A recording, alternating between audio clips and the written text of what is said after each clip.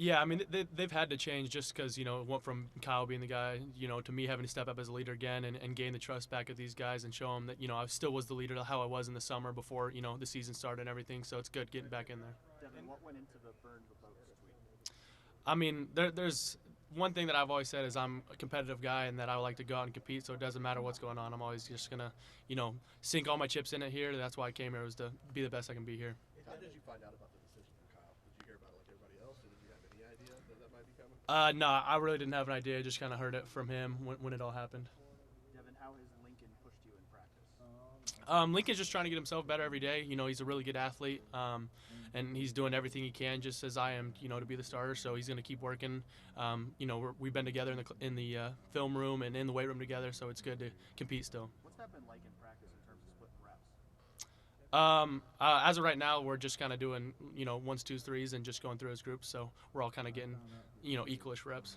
Is it hard to I don't know, hide your excitement though? This is a major opportunity, right? I mean, how do you deal with that every day? Just the excitement aspect of it. I mean, I'm pumped. I mean, I can't believe my first start's going to be, in the Cotton Bowl. It's a big stage against a really good team. It's a top 10 matchup, and I'm just excited to go out there and show what I can do. Through the season, there's a lot of back and forth and outside noise. You're trying to compete for a job. You're dealing with an injury issue. What did you learn from Kyle this year, and how do you think that helps you moving forward? I mean, Kyle went through a lot. He went through a lot, and I feel for the guy. There was a lot of tough moments, and he grew throughout his career here and built as a leader and built as a player, and being able to sit behind him and watch him grow really helped me look back and kind of think the things I should work on and go from how he was doing his things. There's a transfer flow out there. It wouldn't shock anyone if I just spoken with that, pursuing that. How do you view that? Whatever happens out of the portal affected you? I mean, my focus is on being the starting quarterback at Ohio State. I mean, I've never cared about who was in the room or anybody that was coming. I mean, that's kind of one of the main reasons was the whole burn the boat things. I don't care. I'm going to compete and do what I can do. No matter what happens, I'm staying better. Mm-hmm. That's no hope. Mm-hmm. Devin, when you hurt your ankle, did you think the season was over? It looked pretty nasty. Yeah, I mean, when it happened, it kind of caught me off guard, and it obviously hurt pretty good. And then I was just doing everything I could to come back. I mean, I was feeling really good, and then kind of retweaked it again in warm-ups. It was stupid how I did it. It just kind of got caught and twisted it weird. But there was never a thought of, I'm going to be out for the season. I felt like I was able to come back. Was there anything in the game plan for the Michigan game for you? That red zone? I know you never got to it, obviously. But were you have a chance of playing that game? We kind of talked about it, but I really wasn't sure if we were or weren't. There was. I would think you had to feel after the Purdue game. They're finding a spot for me. They're working me into this, Mm-hmm. right? I mean, did it feel like that too? That there were some intentions there down the road. Yeah, I definitely felt like that package was growing and growing to add different things, but the injury set it back and kind of was a bummer that didn't get to do more with it. Yeah, how do you make sure the next couple weeks that you don't try to do too much? I mean, I've never really felt like I was trying to do too much. I mean, I just kind of stick to my game, and I think the biggest thing for me is just being a vocal leader and showing these guys that, I'm a good option for them and that they can trust me to do the best thing for the team.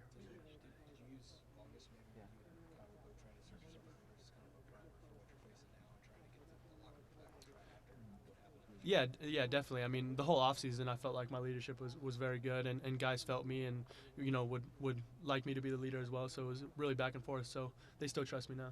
Do you view these next few weeks as the first chance to audition for next year's job? Yeah, definitely. I mean, it's going to be, a coming out party, and it's a good opportunity for me to show what I can do in this game.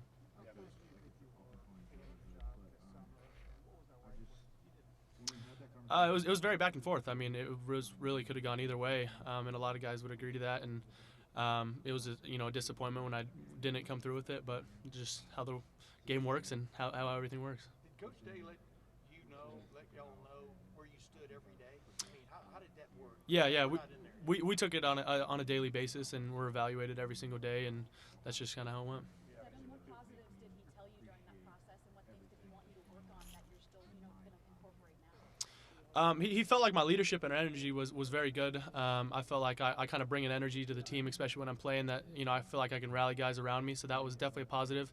But just staying consistent and not trying to get out of my game and just taking everything and being routine with everything. How important is that leadership and that energy you were talking about, trying to bridge this gap from the Michigan loss to a potential Yeah, I mean, it's huge. I think for a lot of guys, people are trying to figure out what they're doing, if they're going to the draft or not. You know, you got guys going to the portal, all types of things. So it's a lot of having people having individual thoughts. So having to be that glue and kind of bind everybody back together is my main focus right now. Is that exciting for you? Definitely. As you went through the whole year, injuries, the quarterback battle, how did you find ways, even when you simply weren't getting on the field, made the package when you got hurt, to stay locked in despite all the ups and downs? Yeah, I mean, I treated every week like I was going to be the starter and that I was going to play in the game. So, you know, whether it was watching film with Coach Fitch or watching film with Tristan, I took everything like I was going to be the guy. Was it hard to do that, though, with everything that was kind of going back and forth? Yeah, I mean, it's kind of hard knowing that, like, a lot of times, you know, it's not going to be the payout that you'd want it to be. But, you know, you never know what's going to happen. It could be a situation, you know, that Kyle gets hurt or something and I'm back in there. So I just had to treat everything the same. I know you have trust in all the receivers and whatnot, try to work with all of them, but did you do a little fist bump knowing that Emeka's going to play this game? I get to work with these kind of weapons. Yeah, definitely. I mean, we're always going to have the best of the best in this receiver room. So it's super exciting to have those guys and to be able to lean on those guys to make plays for me, but also having Emeka definitely helps. And your mobility help yourself. I think, you know, just having that pocket movement and being able to be a factor in the run game definitely makes it harder on the defense and has another factor for them to think about. You looking forward to being able to bring that and do that? How does that feel? How do you think that'll game plan at all? Yeah, I think we'll do a couple of things with it, but I'm just excited to go out and play and see how everything goes. Where do you feel like to be a college quarterback in 2023? It's maybe the most chaotic position in sports. Yeah, it's. I was talking about this with some of the coaches the other. Even Tristan, like he was 4 years late to all this NIL stuff and everything, but it's a completely different world. It's a completely different game. I mean, it's really kind of turned to the NFL. It's wild. I know you don't have obviously a crystal ball to understand how your career is going to play out, but you are a guy you always say like you're going to bet on yourself and see how it goes.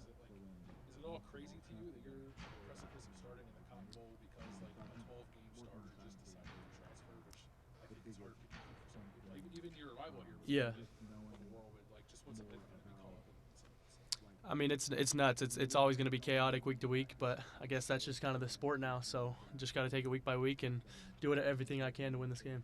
Where do you feel like you've improved the most from August to where you are now? I feel like one of the biggest things was consistency. I feel like there's definitely still things I could work on, but I feel like being more consistent with my plays and understanding what's really going on with the play has been the biggest thing. You mentioned Tristan a couple times. What kind of resource has he been for you of the other quarterbacks? Tristan's really like a best friend and a personal coach. I mean, every day I'm out here doing stuff with him on the field or in the film room, and he's been in college for 7 years now. This is his 7th season, so he's got a lot of wisdom, and I'm trying to get him to come back for an 8th year to help me out even more.